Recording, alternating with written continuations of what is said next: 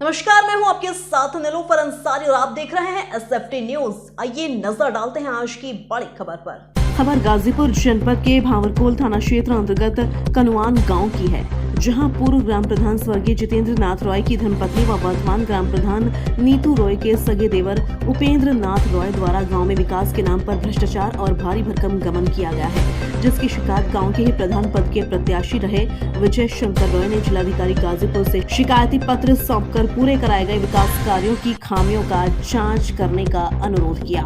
जिस क्रम में जांच करने आए AR अंसल कुमार द्वारा वर्तमान ग्राम प्रधान नीतू रॉय के सगे देवर उपेंद्र नाथ रॉय को कड़ी फटकार लगाते हुए समुचित विकास कार्यों को गुणवत्तापूर्वक कार्य करने की हदायत दी है। जांच करने आए अधिकारी AR अंशल कुमार ने काफी गमन और भ्रष्टाचार पर नाराजगी व्यक्त की।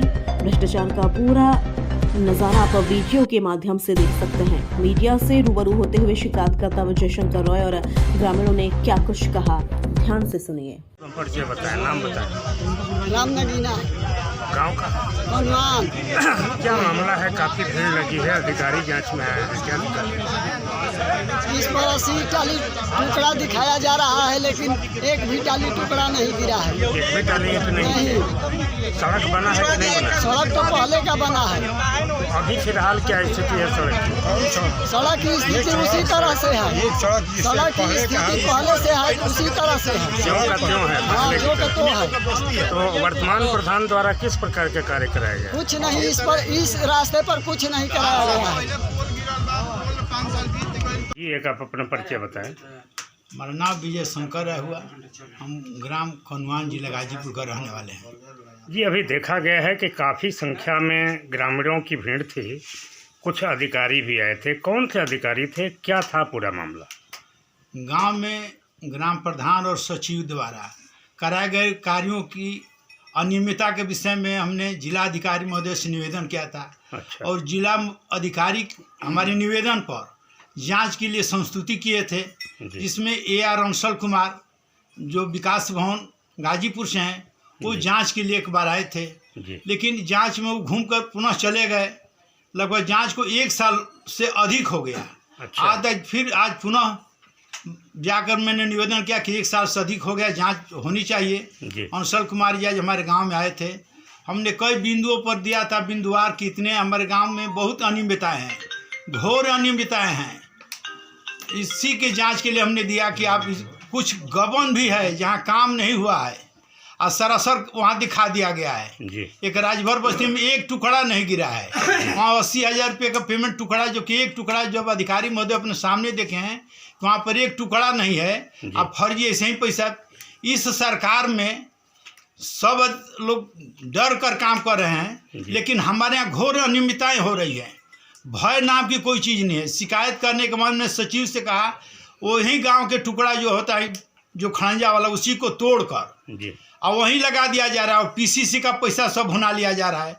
हमने अधिकारी साहब का PCC कहीं नहीं है, लेकिन PCC का पैसा सब जगह बना लिया गया है। जहाँ 6 इंच दिखाया गया ढलाई, वहाँ 1.5 से 2 इंच है।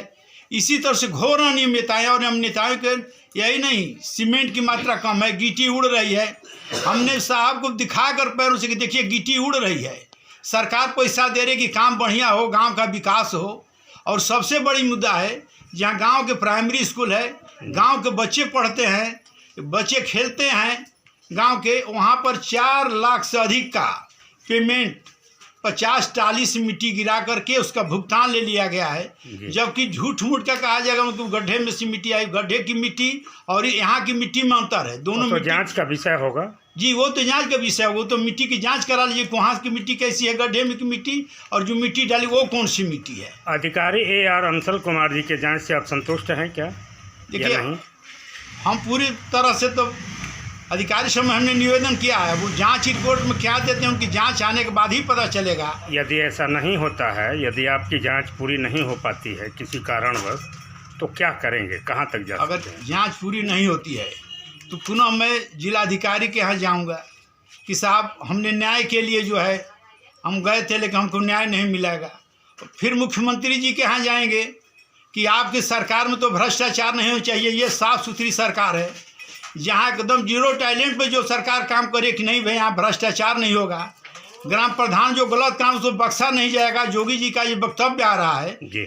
इसलिए मैं जाकर कहूँगा कि जहाँ मुख्यमंत्री जी का आदेश है कि कोई प्रधान गलत नहीं करेगा, अनियमितता नहीं है, वहाँ घोर अनियमितताएं हो रही है। तो क्या ऐसे में ग्राम प्रधान कनुआन को योगी जी के आदेशों का भय नहीं है?